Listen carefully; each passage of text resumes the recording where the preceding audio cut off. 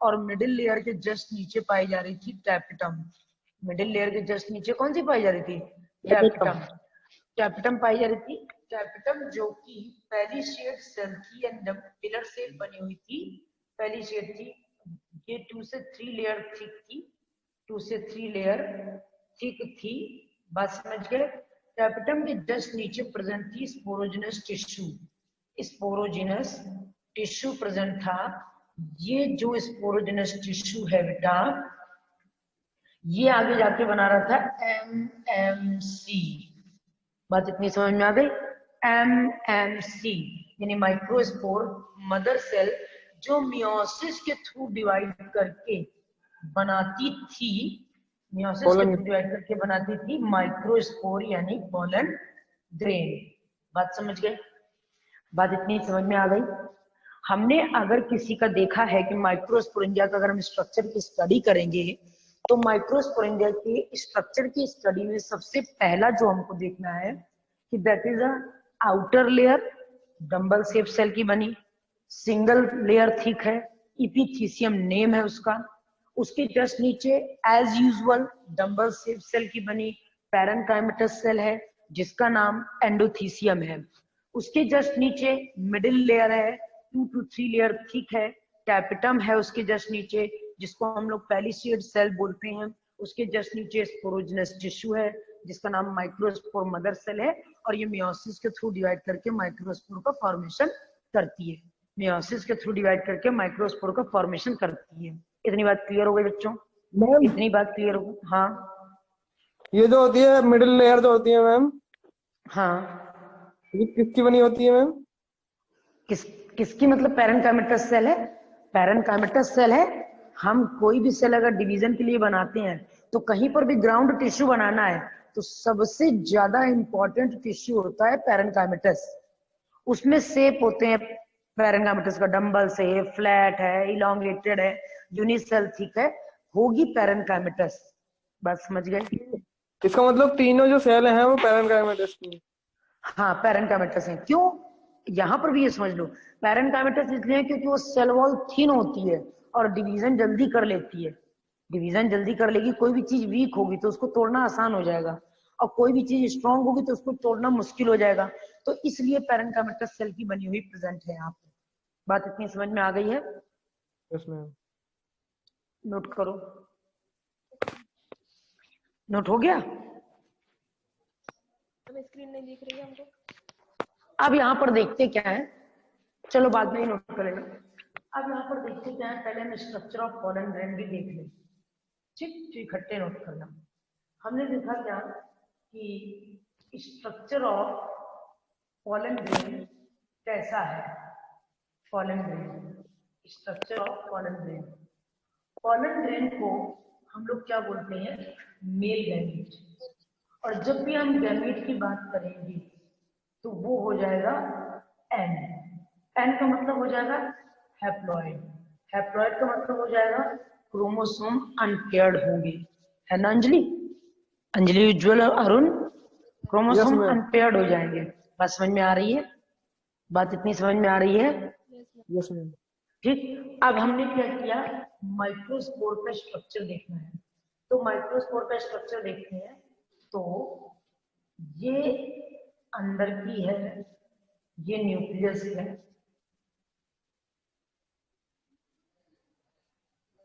ये thick layer है, ये आउटर लेयर है, ये आउटर लेयर है। आउटर लेयर को हम लोग बोलते हैं एक्साइन। आउटर लेयर को बोलते हैं एक्साइन और एक्साइन बनी होती है स्पोरोपोलिन की, made up of organic substance. Organic substance है, ये रेजिस्टेंट है ऑर्गेनिक सब्सटेंस जिसका नाम है स्पोरोपोलेनिन। स्पोरोपोलेनिन। बस समझ गए? ये ड्रॉट के अगेंस्ट रेजिस्टेंट है। अंदर की तरफ लेयर है जिसका नाम है एंटाइन। इनर लेयर है जिसका नाम है इंटाइन। ये लिक्विड फिल है जिसको बोलते हैं साइटोप्लाज्म। साइटोप्लाज्म। और ये हुआ न्यूक्लियस। ये हुआ क्या? न्यूक्लियस। इतनी बात क्लियर हो गई है? अगर हम मेल गैमीट का स्ट्रक्चर देखेंगे तो गैमीट कोई भी हो उस वो हो जाएगा हैप्लॉइड, वो हो जाएगा हैप्लॉइड। चारों तरफ कवरिंग है जिसको बोलते हैं हम लोग sporopollenin. Outer layer enzyme made up of organic substance. Ma'am हाँ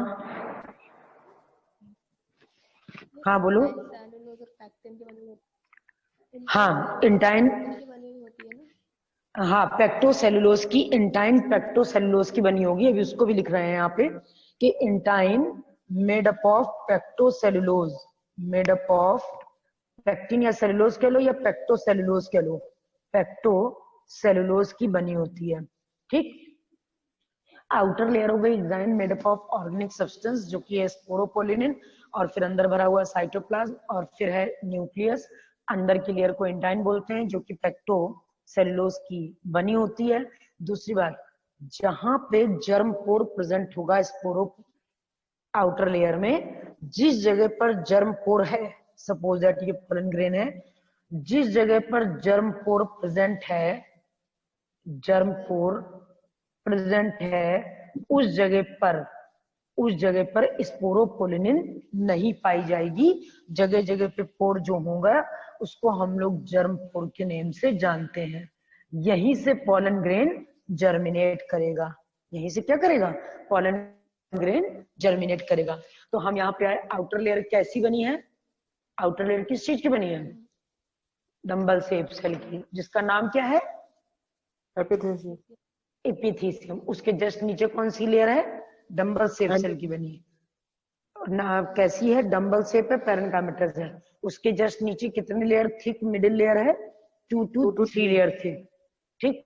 फिर उसके जस्ट नीचे क्या है, एपिटम जो पहली शेड होती है। हाँ उसके जस्ट नीचे क्या है, स्पोरोजिनस टिश्यू। स्पोरोजिनस टिश्यू, जो क्या बनाएगी, जो कि माइक्रो बनाएगी माइक्रोस्पोर, माइक्रोस्पोर मदर सेल। जो माइक्रोस्पोर मदर सेल किसके थ्रू डिवाइड करेगी, मियोसिस के थ्रू। मियोसिस के थ्रू डिवाइड करके क्या बना रही है, माइक्रोस्पोर। पोलन और उसके बाद जब हम माइक्रोस्पोर को देखते हैं तो उसका दूसरा नाम क्या है, ग्रेन। Pollen grain. और पॉलन ग्रेन का दूसरा नाम क्या है, मेल गैमीट। और यह इसमें नंबर ऑफ क्रोमोसोम कैसे होते हैं, हैप्लॉइड, यानी अनपेयर्ड होगा। इसमें पॉलन ग्रेन का स्ट्रक्चर देखेंगे तो उसमें 2 कवरिंग होती हैं, एक आउटर होती है और दूसरी इनर होती है। तो आउटर लेयर का नाम क्या है, एग्जाइम। एग्जाइन। किससे बनी हुई है, sporopollenin organic substance resistant. Sporopollenin. ठीक है। और स्पोरोपोलिन एक ऑर्गेनिक सब्सटेंस है जो कि रेजिस्टेंट है एडवर्स कंडीशन के लिए। अगर तीनों वर्ड एक साथ बोल दोगे तो बात समझ में नहीं आएगी। Sporopollenin is a organic substance that is resistant for adverse condition. ठीक है। उसके बाद इंटाइन, इनर लेयर का नाम क्या है, इंटाइन, मेड अप ऑफ पेक्टोसेलुलोज। अंदर कौन भरा हुआ है, साइटोप्लाज्म और न्यूक्लियस। जहां पर जर्म पोर है वहां पे स्पोरोपोलिनिन नहीं है। वहां जहां पर जर्म पोर है वहां पे स्पोरोपोलिनिन नहीं है। लिखिए,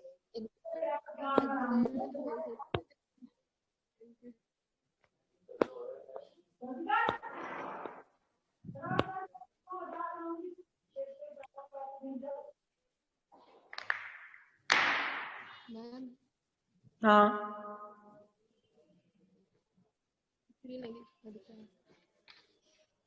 क्या, मैम हम क्या अंजलि, आप बोल रहे हैं ना स्पोरोपोलिन एब्सेंट है, मतलब एक्साइन एब्सेंट है ना इधर। हाँ हाँ क्योंकि हाँ एक्साइन एब्सेंट है क्योंकि पोर तभी है जब वहां पर जर्म एक्साइन ना हो, क्योंकि एक्साइन को तो स्पोरोपोलिनिन से बनना है।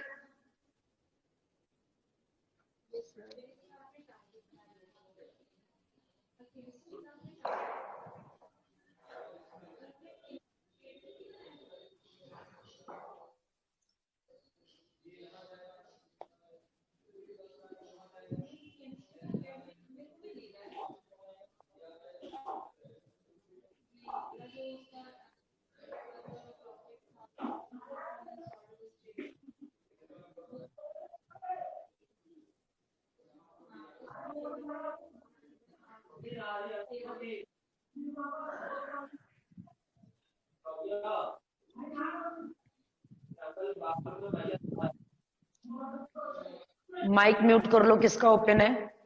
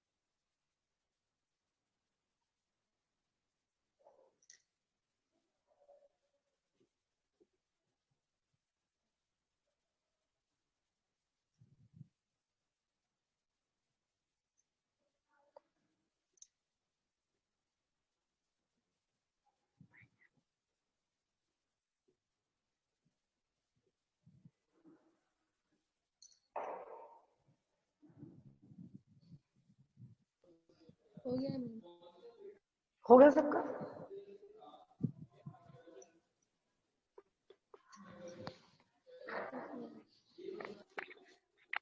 लॉक कर दे?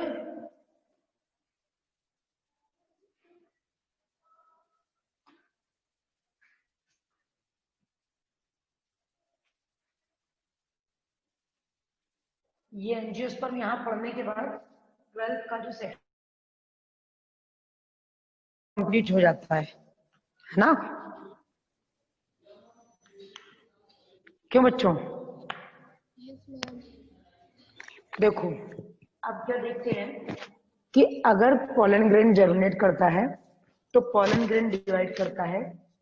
जो पॉलन ग्रेन है वो जर्मिनेट किया, सपोज दैट, तो पॉलन ग्रेन डिवाइड करेगा। ये पॉलन ग्रेन है, ये डिवाइड करेगा माइटोटिकली। एक से बनेंगी दो सेल, दो सेल बनेगी। एक होगी वेजिटेटिव सेल,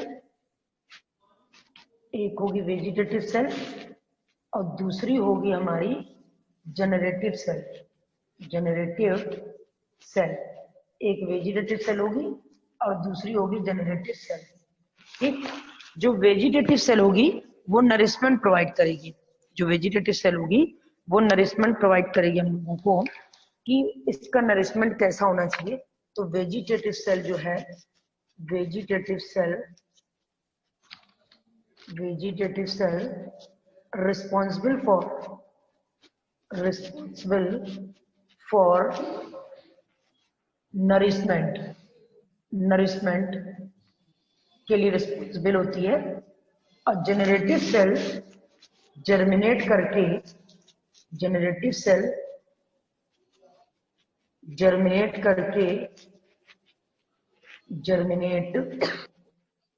करके बनाता है पॉलन ग्रेन।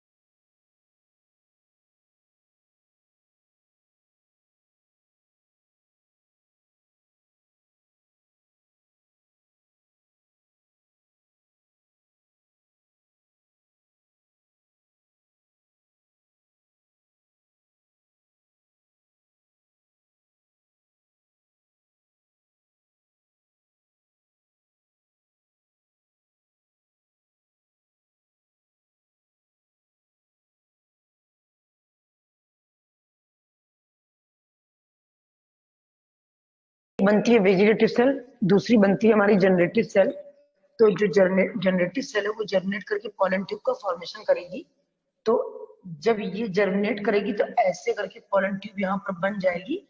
ये एक न्यूक्लियस होगा, ट्यूब न्यूक्लियस, एक मेल गैमीट होगा और ये एग्जाइम बर्स्ट कर जाएगी इसके चारों तरफ ऐसे। तो ये होता है germination of pollen grain. Germination of pollen grain, बात समझ गए? जब भी जर्मिनेशन ऑफ पॉलन ग्रेन इसमें एक मेल गैमीट है, पॉलन ग्रेन इसमें मेल गैमीट और ट्यूब न्यूक्लियाई प्रेजेंट होते हैं।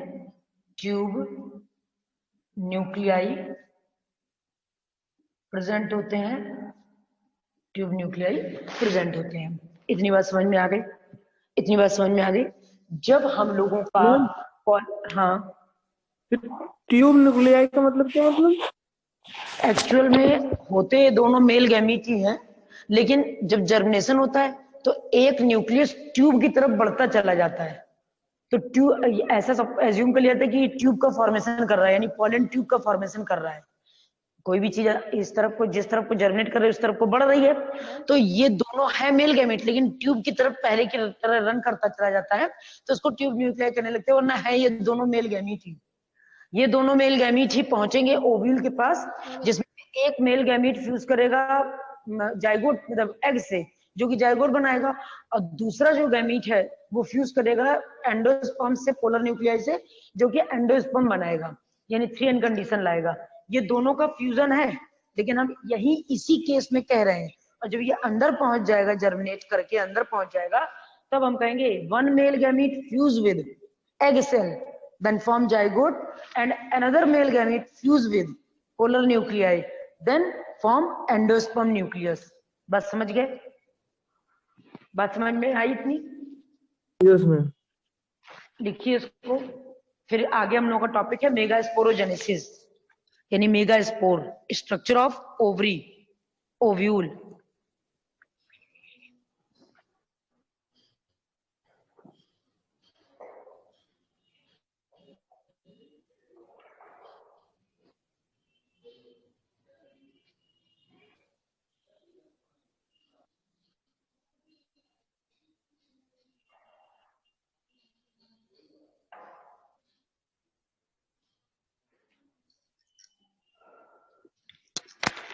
मैम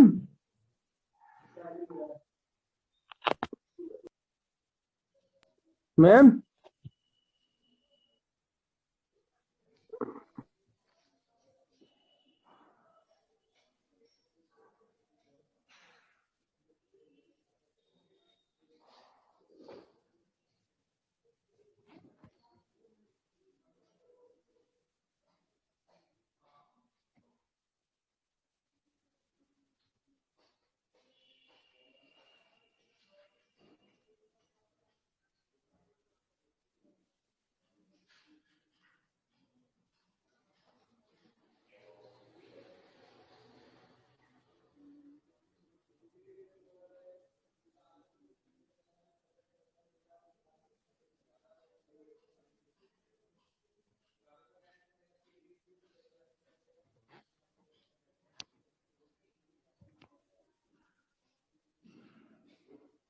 मैम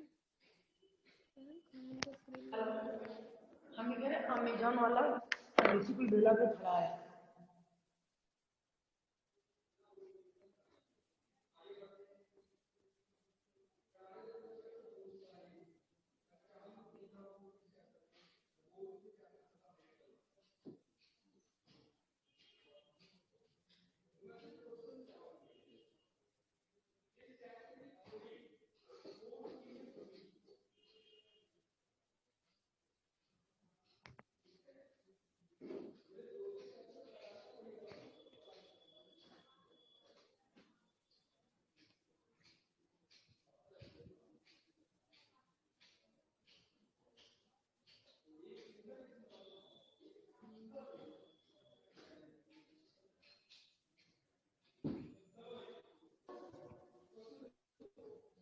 हो गया?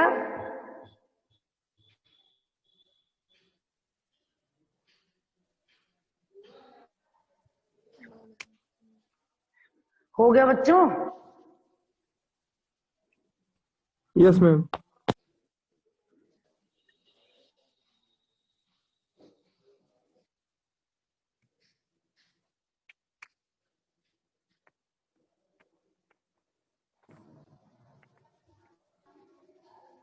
मैम स्क्रीन दिखाई नहीं दे रही। हाँ हाँ सेट कर रहे हैं, दिखाई दे रही है, 1 मिनट रुको। पता है हमको कि स्क्रीन ही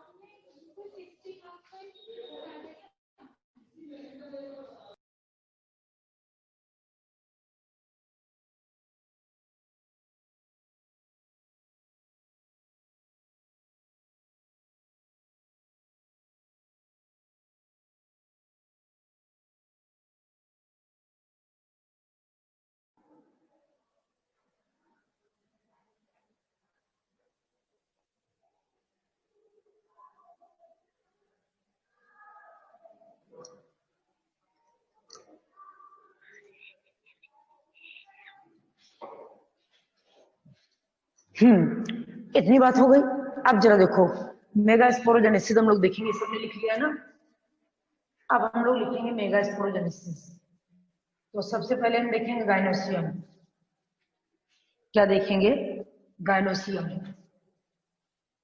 गाइनोसियम, ठीक।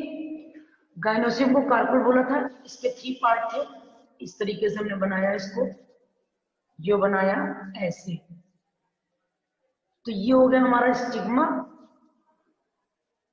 ये हो गया हमारा स्टाइल, ये हो गया हमारा ओवरी, ये हो गया हमारा ओव्यूल, ये हो गया थैलमस, ये ओव्यूल हो गया।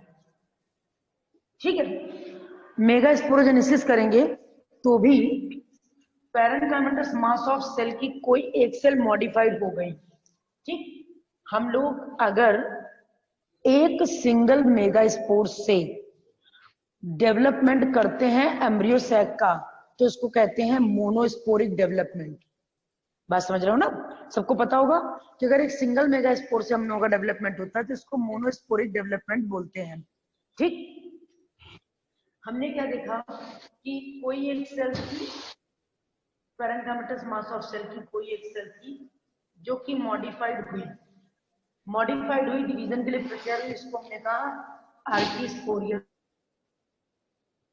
सेल कहने लगे, आर्यल सेल बोलने लगे, ये सेल डिवाइड करी 1 से 2, 2 से 4 मेगा स्पोर बन के तैयार हो गए। ठीक, ये 4 मेगा स्पोर बन के तैयार हुए थे हमारे, जिसमें से 3 डिजेनरेट कर गए, 3 कर जाएंगे डिजेनरेट। और ये बनेंगे कैसे? लीनियर फैशन में बनेंगे। 3 कर गए डिजेनरेट, यानी बने ऐसे, ये ऐसे बने, ये ऐसे बने, ये ऐसे बने, ये ऐसे बना। ठीक, तो ये तीनों जो लीनियर फैशन में बने ये हो गए डिजेनरेट, ये हो गए डिजेनरेट। एक फंक्शनल बचा रह गया, ये फंक्शनल बचा रह गया, और इसने भी एम्ब्रियो सैक के अंदर डिवाइड करना शुरू किया।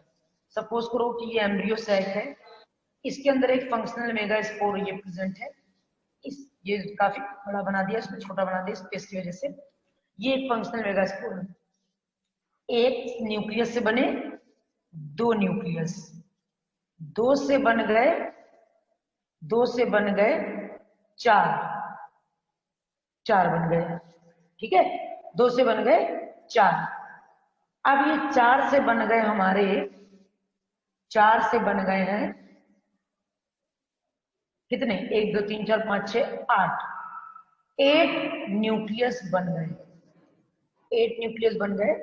और जो 8 न्यूक्लियस है उसमें 8 न्यूक्लियस में से करना क्या है हमको कि 3 अपोजिट पोल की तरफ चले जाएंगे, 3 अपोजिट पोल की तरफ चले जाएंगे, 2 सेंटर में रह जाएंगे। तो ये 3 जो चले गए अपोजिट पोल की तरफ, ये 3 न्यूक्लियस इधर चले गए, ये 3 न्यूक्लियस इधर चले गए, और ये 3 न्यूक्लियस इधर आ गए। ठीक, और ये 2 सेंटर में रह गए ये न्यूक्लियस। तो जो ये एम्ब्रियो सैक था, ये एम्ब्रियो सैक जो बन के तैयार हुआ है, ये एम्ब्रियो सैक हमारा बन के तैयार हुआ कैसा? ये 3 हो गए एंटीपोडल, ये 3 हो गए हमारे एंटीपोडल, ये 2 हो गए हमारे सिनर्जिड, 2 हो गए हमारे सिनर्जिड, और ये 2 हो गए हमारे पोलर न्यूक्लियाई। तो इसको बेटा हम लोग क्या बोलेंगे कि ये एम्ब्रियो सैक जो है वो एम्ब्रियो सैक बना कैसा? 7 सेल्ड। मैम, हाँ, और एक्सेल कहाँ है? ये है ना एक एग सेल, ये 2 सिनर्जिड, और ये एग सेल, ये है ना एग सेल। 2 ही तो सिनर्जिड होंगे, 2 सिनर्जिड होंगे, 3 एंटीपोडल होंगे, और 2 पोलर न्यूक्लियाई होंगे, एक एग सेल होगा। तो 7 सेल हो गई और 8 न्यूक्लिएटेड स्टेज हो गई। इस स्टेज में ही एम्ब्रियो सैक डेवलप करता है, इस स्टेज में ही एम्ब्रियो सैक डेवलप करता है। इतनी बात समझ में आ गई? इतनी बात सबको समझ में आई कि नहीं आई?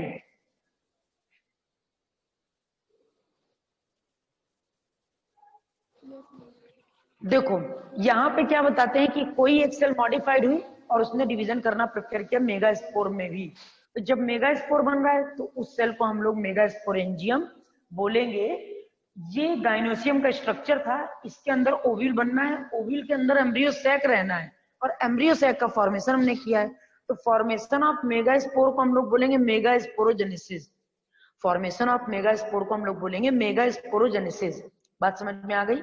फॉर्मेशन ऑफ मेगा स्पोर को मेगा स्पोरोजेनेसिस बोलेंगे। कोई एक सेल है आर्किस्पोरियल, वो मॉडिफाइड हुई, मॉडिफाइड होने के बाद 1 से 2 सेल बनाया उसने, 2 से 4 सेल बनाया, 2 4 न्यूक्लियस, 3 डिजेनरेट कर गए, एक फंक्शनल मेगा स्पोर रहा। उस मेगा स्पोर ने आगे एम्ब्रियो सैक का फॉर्मेशन किया, उस एक मेगा स्पोर ने आगे एम्ब्रियो सैक का फॉर्मेशन किया। और ये मेगा स्पोर ऐसे ना बनकर लीनियर वे में बने हैं, लीनियरली डिजेनरेट करेंगे।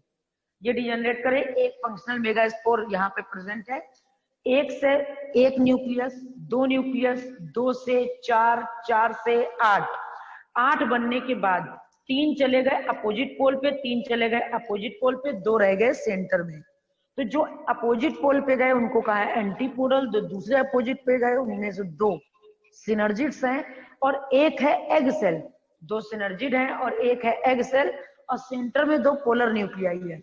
तो इस स्टेज को कहते हैं 7 सेल्ड और 8 न्यूक्लिएटेड स्टेज। बात समझ में आ रही है? बात सबको समझ में आ रही है?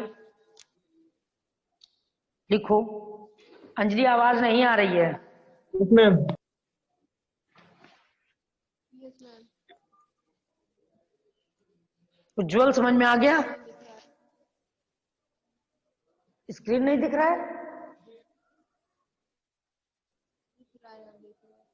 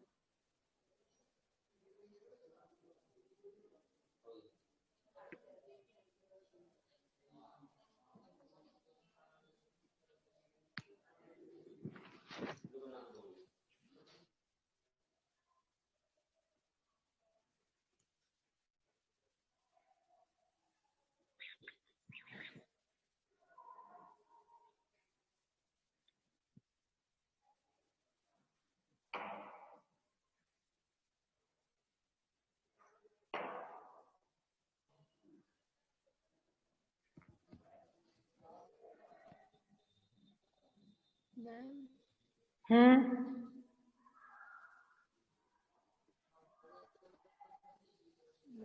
बोलो बेटा।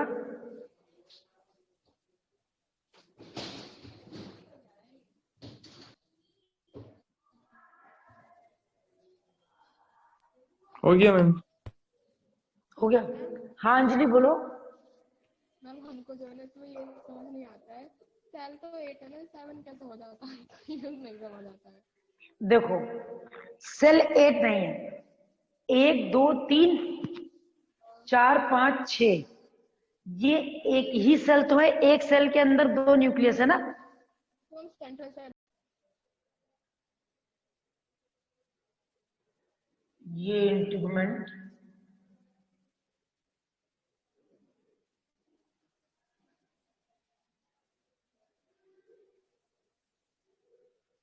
ये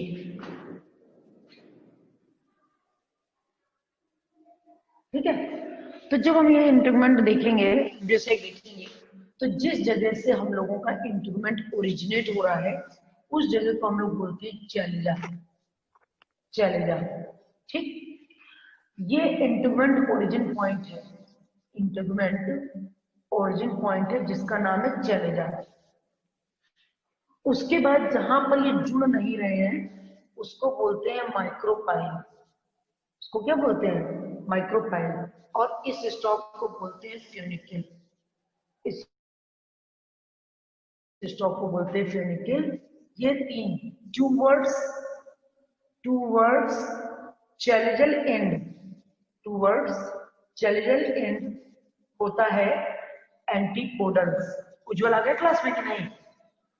एंटीपोडल्स, टूवर्ड्स चैलेंजल एंड होता है एंटीपोडल्स, और टूवर्ड्स माइक्रोपाइलर एंड होता है, माइक्रोपाइलर एंड होता है हम लोगों का टूवर्ड्स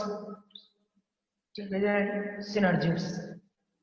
सिनर्जिड्स, और सिनर्जिड्स होते हैं 2 और 1 होता है एग सेल, ठीक। सेंटर में होता है सेंटर में होता है पोलर न्यूक्लियाई, पोलर न्यूक्लियाई।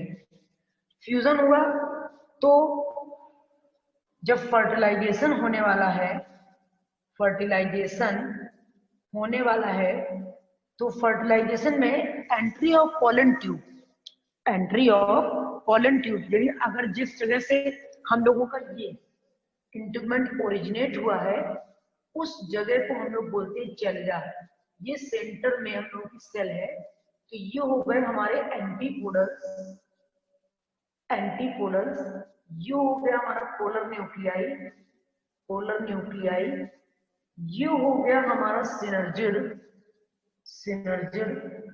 और ये हो गया हमारा एग सेल, एग सेल। बात समझ गया? सिनर्जिड, एंटीपोडल न्यूक्लियाई और पोलर न्यूक्लियाई और एंटीपोडल। फर्टिलाइजेशन हुआ, फर्टिलाइजेशन के टाइम पे पोलन ट्यूब इसके अंदर एंट्री करेगी, तो पोलन ट्यूब के एंट्री के हिसाब से एक हो गई हमारी पोरोगैमी, पोरोगैमी, एक हो गई हमारी मीजोगैमी, एक हो गई हमारी चेल्जोगैमी, एक हो गई हमारी चेल्जोगैमी। Porogamy, mesogamy, चेल्जोगैमी। तो पोरोगैमी अगर कहां से एंट्री कर जाए, एंटर करे माइक्रोपाइल्स। अगर pollen tube enter, pollen tube enter towards micropyle, towards micropyle, तो इसको हम लोग बोलते हैं पोरोगैमी। अगर पोलन ट्यूब एंट्री करे माइक्रोपाइल से घुसे यहां से, तो इसको बोलते हैं हम लोग पोरोगैमी। अगर बीच से चली जाए, मिडिल से, तो इसको बोलते हैं मीजोगैमी। और अगर टूवर्ड्स चला जाए, टूवर्ड्स चला जाए, तो इसको बोलते हैं हम लोग चेल्जोगैमी। इसको क्या बोलते हैं? चेल्जोगैमी। इतनी बात समझ में आ रही है बच्चा? बात समझ में आ रही नहीं आ रही? Yes ma'am. अंजलि, अरुण, उज्जवल, सबको बात समझ में आ गई? Chalazogamy, porogamy, mesogamy. क्या कहा? अगर माइक्रोपाइल से गई तो हमने कहा पोरोगैमी। बीच से चली गई, कंडीशन है अपनी अपनी, बीच से चली गई मीसोगैमी, पीछे से गई तो चेल्जोगैमी। फ्यूजन करना जाए एग सेल से ही है, जाने का रास्ता बदल जाए तो उसके अकॉर्डिंग हमने इसको डिवीजन कर दिया है। बात समझ गए? Yes sir.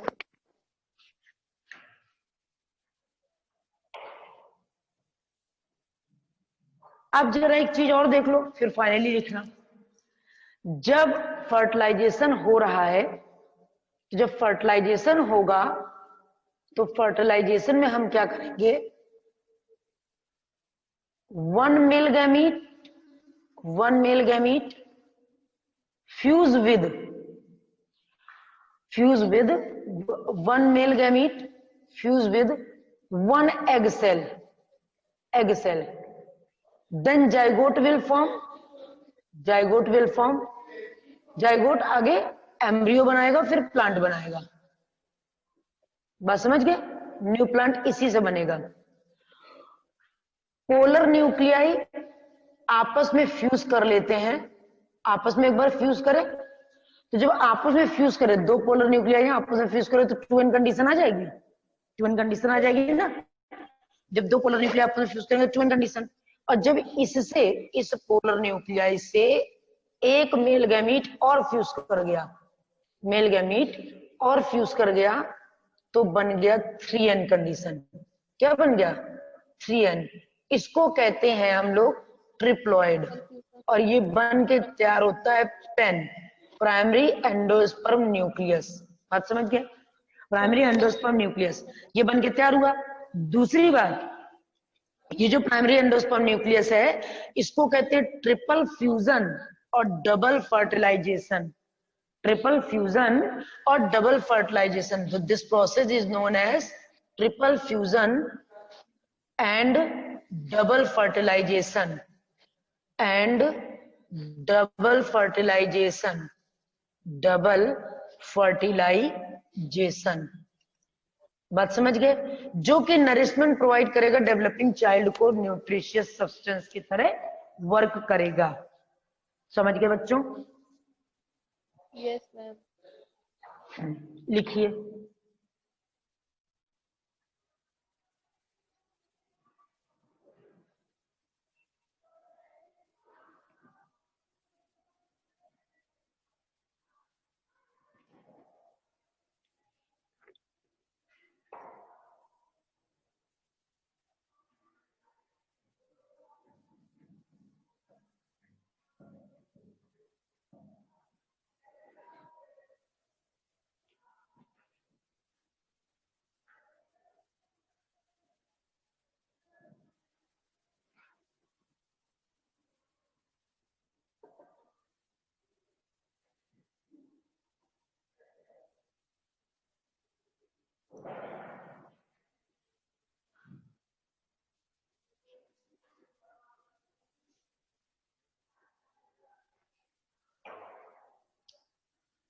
अब हम लोगों का एंजियोस्पर्म कंप्लीट हो गया ना?